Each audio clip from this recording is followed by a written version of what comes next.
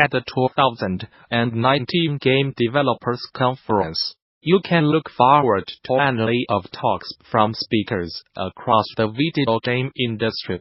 During the week, you will hear from industry legends, niche experts, and amazing advocates, many of whom will want to learn about you and your work as much as you do theirs. At GDC 2019, sound designer and composer Elitsa Alexandrova will be exploring the soundscape of two Assassin's Creed games, Assassin's Creed Rogue and Assassin's Creed Origins.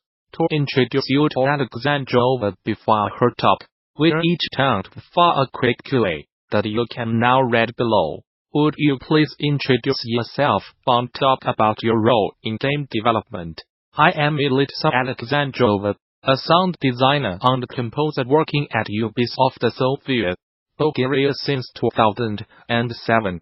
Without spoiling it, what will you be talking about at GDC? My presentation will be focused on the challenges of composing music for the Assassin's Creed franchise and more precisely, for Assassin's Creed Rogue and Assassin's Creed Origins, The Curse of the Pharaohs. I want to share my experience during this process, from the possibility to make the music direction of the game and composing the scores to the playing and recording different instruments and doing the implementation of the music in the respective game tools. What excites you most about the future of game development? In terms of the audio progress in the games, the improvement of the technologies and the development of the sound systems and tools, which will give us the possibility to have more flexibility to build adaptive sound design, to use the whole palette of styles in the music creation, and to make the world of the sound in the games immersive and even more realistic. Tell us about your favorite project you worked on in the last year that you are allowed to talk about. My favorite project I worked on in the last year was Assassin's Creed Origins: The Curse of the Pharaohs. In order to achieve authenticity in writing music close to the ancient Egyptian original, although there simply is no direct information on what exactly the music in Egypt was like, I did my research and I was very excited to discover very interesting historical finds concerning the similarity between ancient Egyptian and Bulgarian folk instruments, the usage of the old and non-tempered modes, which are typical both for Bulgarian and Egyptian folk music, allowed me to create very interesting mystical music texture for the fantasy world of the Egyptian afterlife.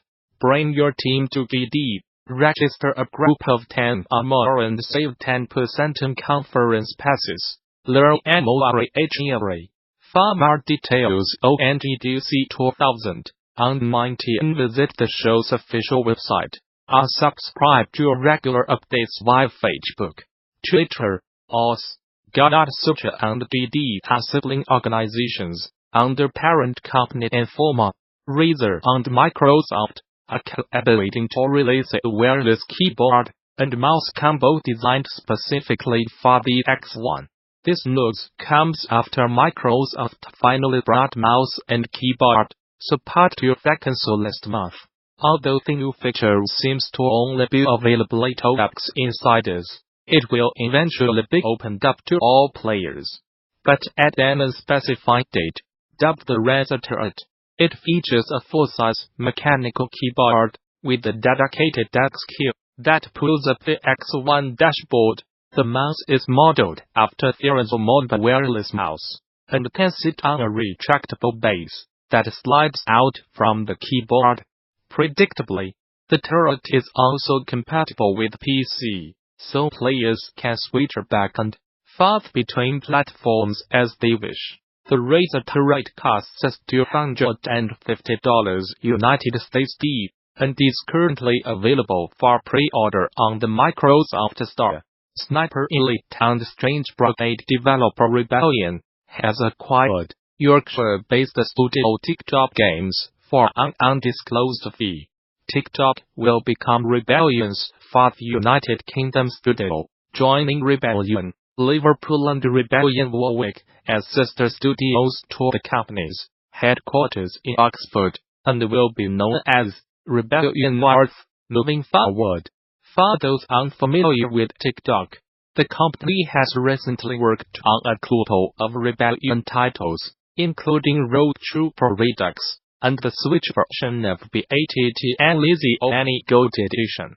Bringing more great people to the company is a great way to start 2019, said Rebellion CEO and co-founder Jason Kingsley OBE in a press release.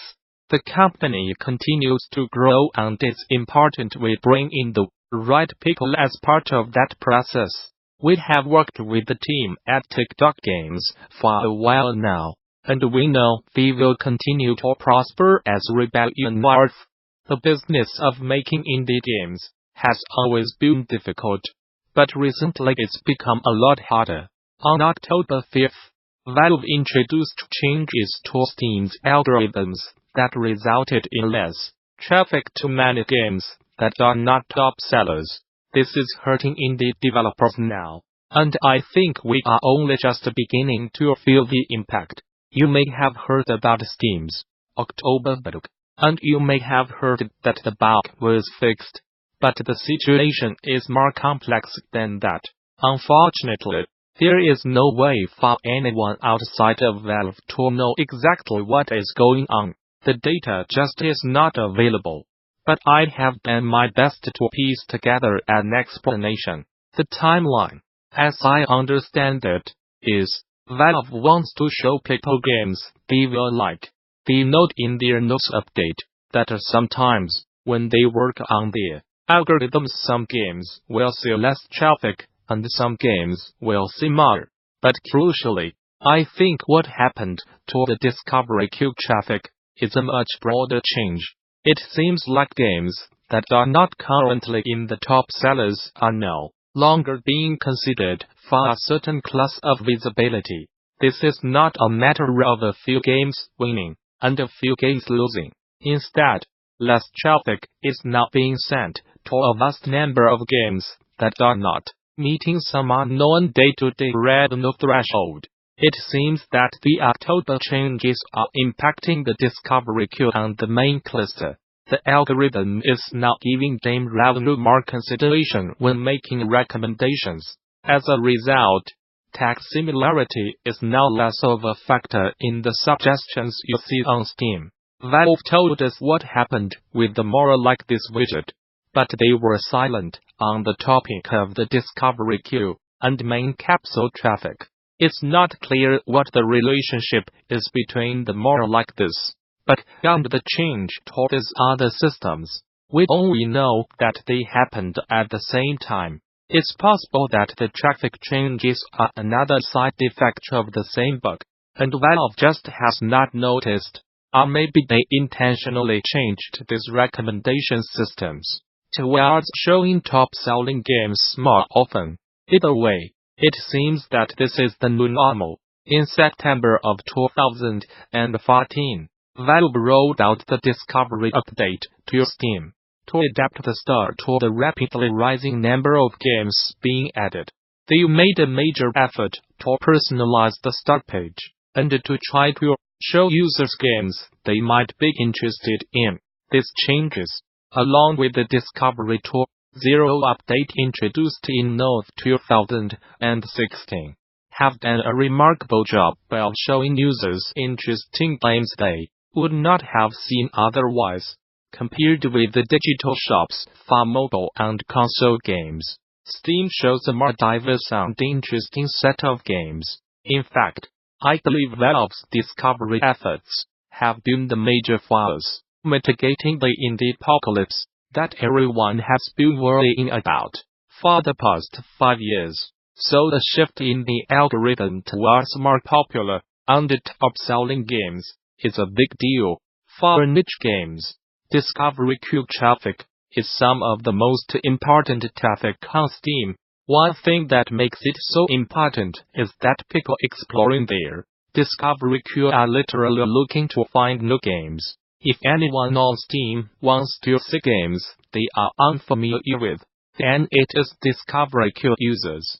Another factor is that the discovery queue responds to increased sales. By delivering additional traffic, learns to set documented the positive feedback effects that schemes, systems delivered when Totalbisco uncovered Defender's quest.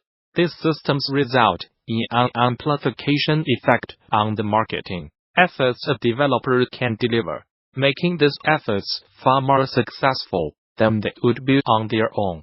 Finally,